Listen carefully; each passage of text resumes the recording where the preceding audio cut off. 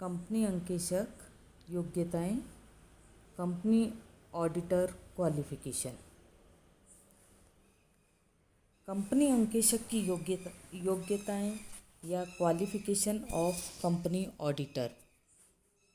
भारतीय कंपनी अधिनियम 2013 की धारा 141 सब सेक्शन 1 व सब सेक्शन 2 के अनुसार एक योग्य अंकेशक को ही कंपनी का वैधानिक अंकेशक नियुक्त किया जा सकता है। अतः कंपनी अंकेशक के पास दो योग्यताओं में से कोई एक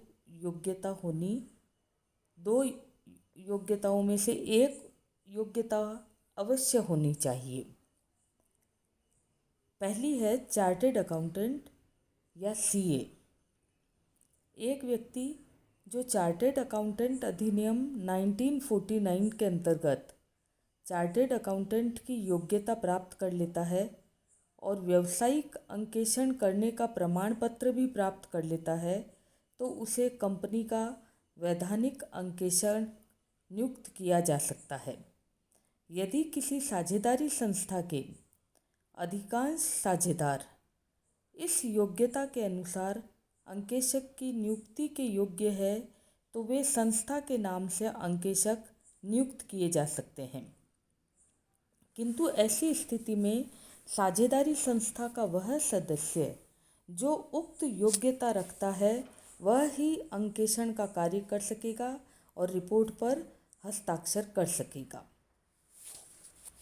इस प्रकार चार्टर्ड अकाउंटेंट वह व्यक्ति होता है जो the institute of chartered accountants of India का सदस्य है। इंस्टीट्यूट की सदस्यता प्राप्त करने के लिए निर्धारित परीक्षा पास करता है एवं आवश्यक ट्रेनिंग भी प्राप्त करता है। तीसरा, वह प्रैक्टिस करना चाहता है तो उसने उक्त संस्था से इस पर्पस का सर्टिफिकेट ले लिया है। चार्टर्ड अकाउंटेंट अधिनियम की धारा 14 के अनुसार केंद्रीय सरकार या काउंसिल विदेश योग्यता प्राप्त किसी व्यक्ति को इंस्टीट्यूट का सदस्य होने की स्वीकृति दे सकता है। इंस्टीट्यूट का सदस्य चार्टर्ड अकाउंटेंट या सीए होता है। दूसरा, सर्टिफाइड ऑडिटर। पहले भारतीय कंपनी अधिनियम 1956 की सेक्शन 226 सब सेक्शन 2A के अनुसार ऐसा व्यक्ति बी श्रेणी के भारतीय राज्यों में बी श्रेणी राज्य अधिनियम 1952 के लागू होने से पूर्व भारत सरकार द्वारा बनाए गए नियमों के अंतर्गत सर्टिफिकेट प्राप्त किया हुआ है, उसको भी कंपनी का अंकेशक नियुक्त किया जा सकता है। ऐसे अंकेशक को सर्टिफाइड ऑडिटर कहते हैं। ऐसे अंकेशकों के प्रमाण पत्रों का रिन्यूअल, डेफर करना अथवा रद्द करना, शर्तों एवं प्रतिबंध लगाने संबंधी नियम बनाने के लिए केंद्रीय सरकार पूर्णतः अधिकृत है।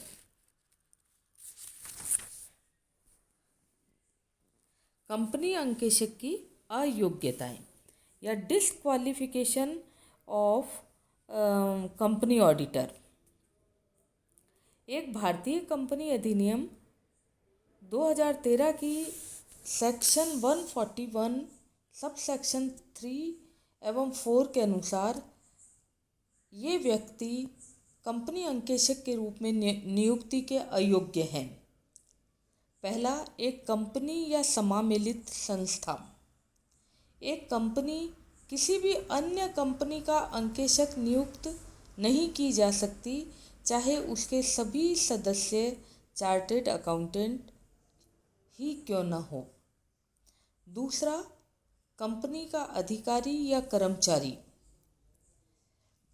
कंपनी का ऑफिसर या कंपनी का एम्प्लॉई। कंपनी का कोई भी अधिकारी या कर्मचारी कंपनी का अंकेशक नियुक्त नहीं किया जा सकता।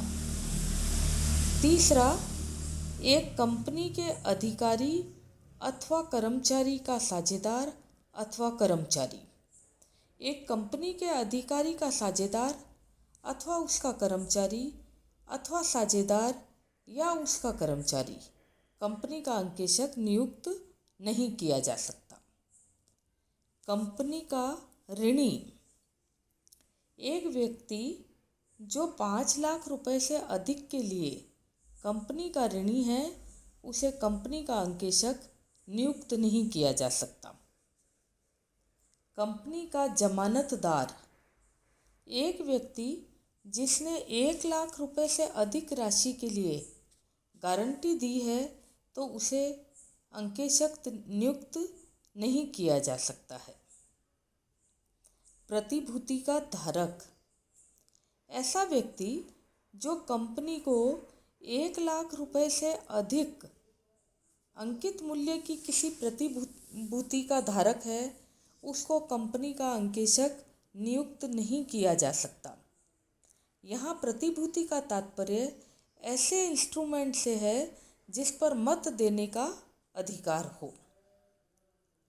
सूत्रधारी अथवा सहायक कंपनी के अथवा सूत्रधारी कंपनी की सहायक कंपनी का अंकेशक नियुक्त होने के अयोग्य, कोई भी व्यक्ति जो किसी कारण से किसी कंपनी की सहायक कंपनी, उसकी सूत्रधारी कंपनी अथवा उस कंपनी की सूत्रधारी कंपनी की सहायक कंपनी का अंकेशक नियुक्त किए जाने के अयोग्य है, तो वो पेरेंट कंपनी का अंकेशक भी नियुक्त नहीं किया जा सकता है। न्यायालय द्वारा दोषी, एक व्यक्ति जिसे न्यायालय द्वारा किसी कपटपूर्ण अपराध के लिए दोषी माना गया है तथा दोषी मानने की तिथि के बाद अभी 10 वर्ष की अवधि समाप्त नहीं हुई है, तो उसे कंपनी का अंकेशक नियुक्त नहीं किया जा सकता है। ऐसा व्यक्ति